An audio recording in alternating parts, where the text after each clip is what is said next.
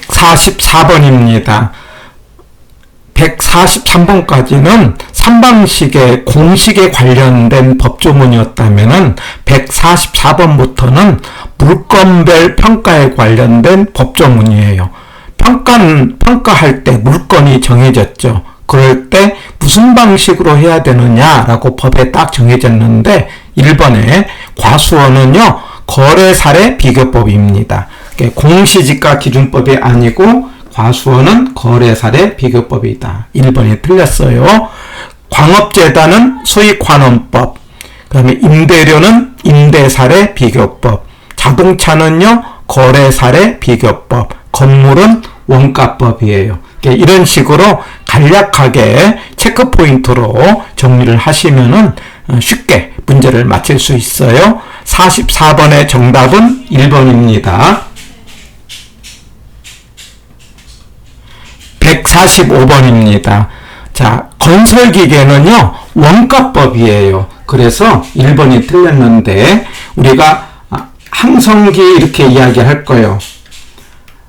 항공기, 선박, 건설기계는 원가법입니다. 항공기 같은 건 중고 항공기를 파는 것이 없기 때문에 거래 사례로 할 수가 없어요. 그래서 항성기에 해당되는 것은 원가법이다. 해가지고 145번의 정답은 1번이고 나머지는 맞는 것인데 저작권, 그러면은요 수익환원법이고요. 건물은 원가법입니다. 임대료는요 임대사례 비교법, 광업재단은 수익환원법이에요. 그래서 45번의 정답은 1번이고 우리는 체크포인트로 각 물건별 종류를 구분해 봅시다.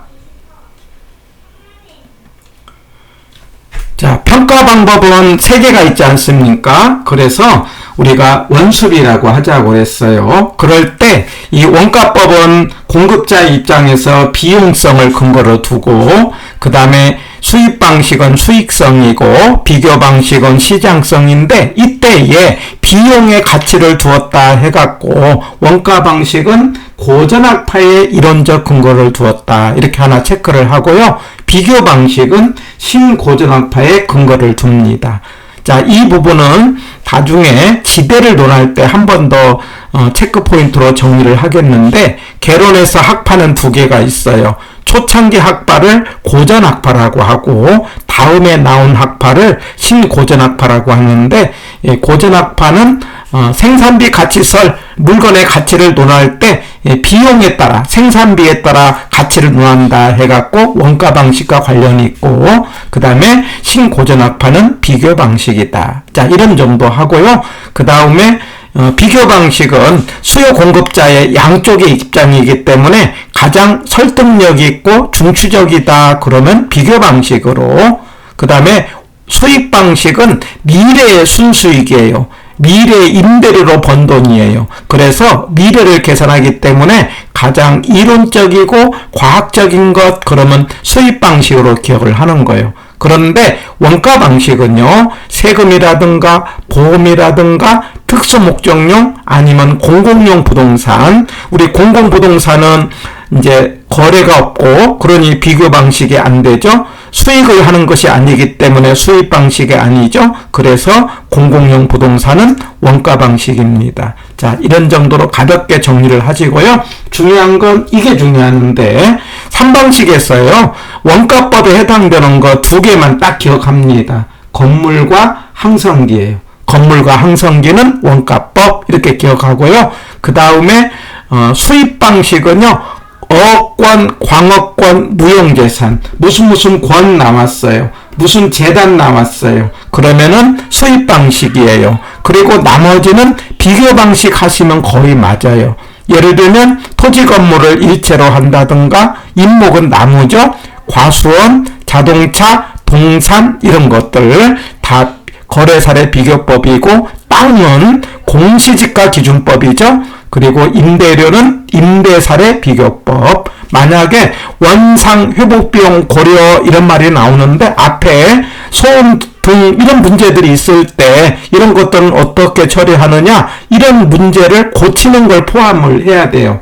그래서 소음 진동 이런 말이 나오면은 맨 끝에 원상 회복 비용 고려 포함 이런 말로 문제를 푸는 거죠. 그래서 3방식의 문제를 풀 때 원가법 2개 건물과 항성기 그리고 무슨 권 나오면은 수입 방식 나머지는 비교 방식 이렇게 하시면서 몇 번 반복을 하시면은 짤막짤막하게 문제가 나올 때 체크 포인트로 정리를 할 수가 있습니다. 146번입니다. 자, 3방식으로 가격을 구했어요. 원가 방식의 가액을 적산가액, 수입 방식의 가액을 수입가액, 비교 방식의 가액을 비준가액 이렇게 이야기를 하는데 이 가액을 시산가액 그럽니다. 그래서 이 세 가지 가격을 조정을 하는데 이 핵심 단어가 가중평균이에요. 가중평균. 그래서 이 조정할 때 산술평균 이런 말이 나오면 틀리고 무슨 평균이다. 그래서 4번이 틀렸는데 자 나머지는 맞는 지문이 됩니다.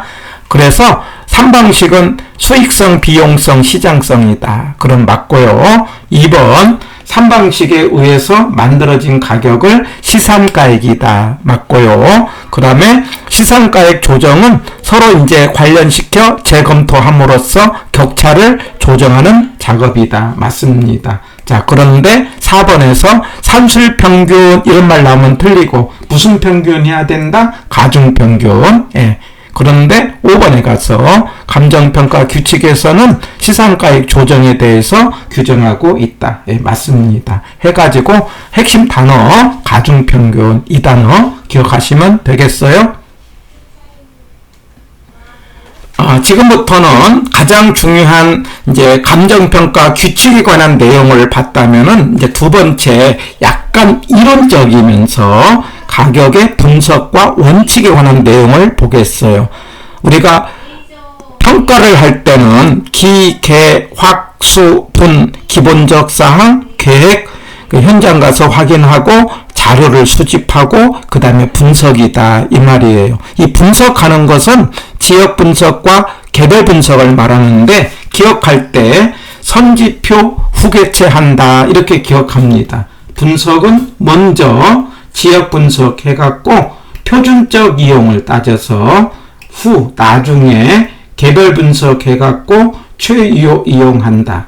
앞으로 분석은 선지표 후계체한다 이렇게 기억하면 돼요. 그래서 그 내용을 147번에서 정리를 하는 거죠. 자, 1번 해당 지역 내 부동산의 표준적 이용.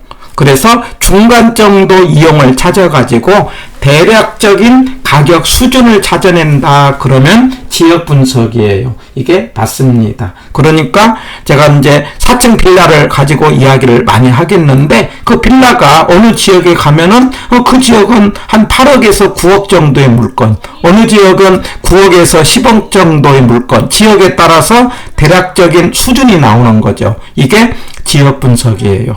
그 다음에 2번 지역 분석은 미시적, 국지적인데 개별 분석은 거시적, 광역적인데 반대로 됐어요. 지역을 먼저 하고 그 다음에 개별을 하기 때문에 전체적으로 하는 것은 지역이고 개별적으로 하는 것은 이제 미시적인 것은 뭐가 돼요? 개별이에요. 그래서 2번이 반대로 돼서 틀렸다 이 말이죠. 3번 인근 지역, 속한 지역이죠. 동질적이고 지역 요인 공유한다 이런 말 나오죠. 네, 법조문입니다. 맞는 지문. 4번 동일 수급권 그러면 대상 부동산과 대체 경쟁 관계가 있고요. 그리고 다른 부동산이 존재하는 권역인데 인근과 유사 지역을 포함한다. 그러면 맞습니다. 그 다음에 5번 대상 부동산의 최이용 이용을 판정한다. 그러면 개별 분석이죠. 맞습니다. 해가지고 147번의 정답은 2번인데 이 분석의 내용을 체크 포인트로 점검을 해보겠습니다. 자, 분석은요, 선지표 후계체 이렇게 기억을 하는 거예요. 이제 그래서 먼저 지역 분석 표준적, 나중에 개별 분석 최이용인데 지역 분석에서 수준을 찾아내요. 대략적인 수준을. 그리고 이때에 적합의 원칙을 판정을 하는 거죠. 적합이라는 것은 그 물건이 주변과 어울리느냐를 따지는 거죠. 만약에 주변과 어울리지 않을 때 가격을 깎는 것을 경제적 감가 이렇게 이야기를 해요. 바로 이 경제적 감가. 내용은요, 시장성이 떨어졌다, 인근 지역이 쇠퇴했다, 환경과에 어울리지 않았다, 이런 말들은 경제적 감가가 되고, 먼저 하고 전체적으로 보기 때문에 거시적이면서 정치적이고, 지역 분석은 부동성에 근거를 두죠. 여기에 대해서 나중에 개별 분석을 하고 최유효 이용을 하고 가격을 정하게 되는데, 이때에 균형의 원칙을 고려합니다. 균형의 원칙이라는 것은 물건의 내부를 따지는 거예요. 그래가지고 물건의 내부에서 가치가 떨어질 때 기능적 감가라고 하고, 내용은요, 설계, 설비, 디자인, 건물과 부지의 부적응 이런 말이 나올 때는 기능적 감가고, 나중에 하는 거기 때문에 부분적 미시적이다. 그리고 개별성에 근거를 둔다.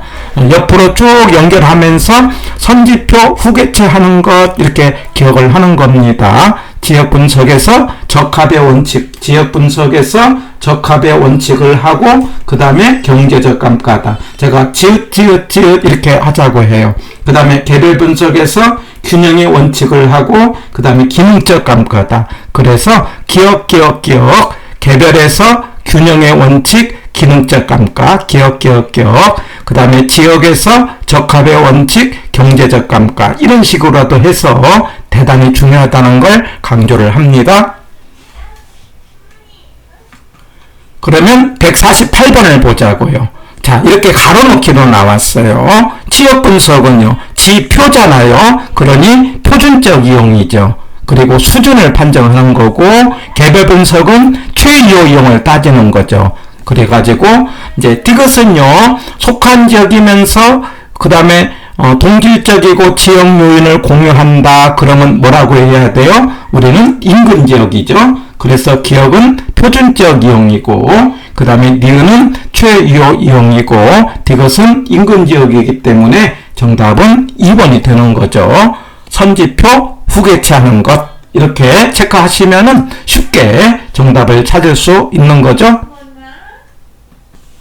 149번입니다. 자, 평가에서 가격의 원칙이라는 것은 평가를 하는 기준에 해당되는 말인데, 우리가 건물의 내부를 따지는 것을 균형이라고 하지 않았어요? 균형에서 어긋나는 것은 무슨 감가다? 기능적 감가고, 주변의 문제를 따지는 걸 적합이라고 하지 않았어요? 그 주변과 어울리지 않는 것을 경제적 감가라고 하는데, 이걸 사례로 나온 것이 28의 문제입니다. 그래가지고 내부 문제는 이렇게 냉난방비 문제, 이런 설계, 설비, 디자인, 부지와 건물의 부적응 이런 문제를 따지는 것은 균형의 원칙을 말하는 거고요. 그 다음에 지역 분석은 주변을 따지는 거죠. 표준적 사용도 주변을 따지는 거죠. 이거는 적합이다 해갖고 정답은 1번입니다. 해갖고 우리가 내부적인 것은 균형이고 주변적인 건 적합이다 기억해서 149번은 1번인데, 바로 이 내용을 조금 더 이제 체크 포인트로 점검을 해 보겠습니다. 가격의 원칙은요, 평가를 하는 과정에서 기준에 해당되는 것이고, 가장 중요한 단어가 최유효 이용 이런 단어예요. 그러면 최유효 이용이라는 것은 최고의 가치를 이용한다 이렇게 기억을 해주세요. 최고의 가치인데, 그런데 이 최고의 가치를 말하자면 조건이 합리적이어야 된다. 합리적이라는 건 상식적이다 뜻은 의미가 없어요. 그냥 합리적이고 합법적이어야 된다. 법을 지켜야 된다. 물리적으로 가능해야 된다. 이거는 이용 가능해야 된다. 그런 뜻을 가지고 있어요. 그리고 타당성을 따지자. 개론에서 타당성이라는 것은 수익성을 따진다. 이렇게 이해를 해가지고 최고의 가치로 한다. 합리적, 합법적, 물리적, 타당성을 따져서 최고의 가치인데, 이때 이 최고의 가치의 기준이 전문가 기준으로 하는 것이 아니고 보통 사람이라는 것. 대개는 통상의 이용 능력을 가진 사람 이렇게 표현돼요. 일단은 전문가가 아니라는 것, 그 다음에 투기적인 방법이 아니라는 것, 그리고 개별 분석에서 최이호용을 판정하지 않습니까? 예, 이런 말들을 참고로 보시고 이 과정에서 우리 이런 용어 한번 체크를 해봅니다. 땅을 이용을 하는데 필요한 땅에서 여분으로 남는 땅이 생겼어요. 예를 들면은 내가 4층 빌라를 만드는데 한 70평 정도가 있어야 되겠는데 땅이 없어서 한 80평을 샀어요. 그럼 10평이 남았잖아요. 그 10평에 대해서 그걸 독립적으로 사용할 수 있다. 그러면 초가토지라는 말로 쓰고 독립적으로 사용할 수 없다. 그러면 잉여토지 이렇게 이야기를 합니다. 말하자면 제가 팔 수 있다. 그러면 초가토지, 팔 수 없다, 잉여토지 이렇게 한번 나올 것 같아서 한번 정리를 하는 거죠. 독립적으로 이용 가능하다, 초가토지, 그럴 수 없는 남는 땅은 잉여토지. 그 다음에 최유효 이용은 최고의 가치로 이용하는 것을 최유효 이용이라고 하는데 그 최고의 가치가 내부적으로 관련된 것을 우리 4가지 말이 있어요. 그래서 제가 첫 글자로 기균수수 이렇게 하자고 해요. 기균수수. 이거 하나는 좀 기억을 해봅니다. 기는 기여를 말하고요. 균은 균형을 말하고요. 수익, 체증, 체감, 수익, 배분 이 4개 조금 그래서 이제 내부적으로 어울린다, 균형. 어긋나는 것, 기능적 감가. 무슨 분석에서? 개별 분석에서. 기억. 대개, 설계, 설비, 디자인, 부지와 건물의 부적응 문제. 그 다음에 주변을 따지는 것, 적합.